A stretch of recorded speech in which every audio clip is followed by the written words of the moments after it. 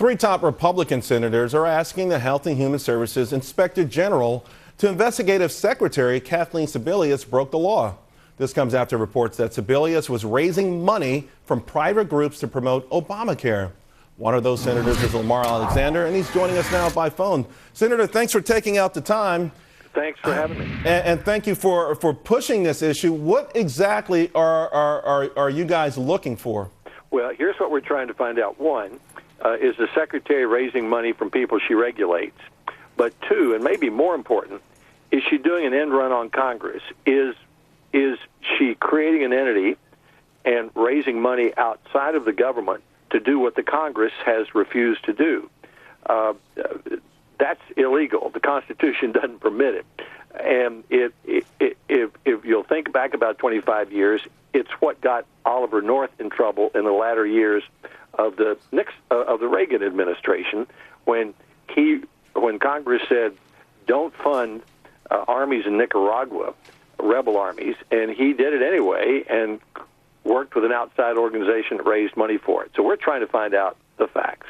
So, Senator Alexander, let's go to your first point. Let's say indeed she is or has done this sort of arm twisting, if you will, over the very businesses that will be regulated. They would be compelled, I think, to have to give money, right? I mean, if you're on the other end of this and the regulator comes to you and says, hey, we need cash, you're going to fork it over. Well, sure. I mean, the health care is a dominant part of our society now, billions of dollars sloshing around. And if the chief regulator of all of the health insurance companies comes and says, we want $1 million for some worthy purpose, they're going to feel compelled to give it. That's why we have laws against this. And this is not just true for health care, it's true for every other part of government. The second part of what you're looking for, the end run around Congress, listen, this is my own personal opinion from watching the last few years, but it feels like there's a certain amount of maybe disdain and contempt for Congress by the administration, and this would be just maybe part of what we've seen for a long time. And I think one of the reasons that exists is, to be quite frank, Congress doesn't seem to stand up to the White House. Well, we're doing our best. We need a few more votes in the Senate.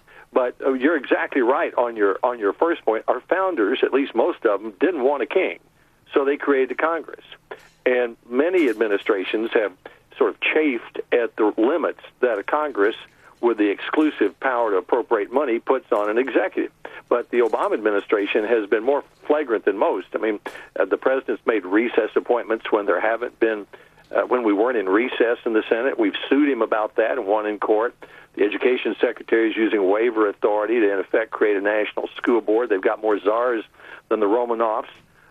And now Secretary Sebelius appears to be saying, if Congress refuses to do it, we'll just do it anyway. We'll just do it outside the government.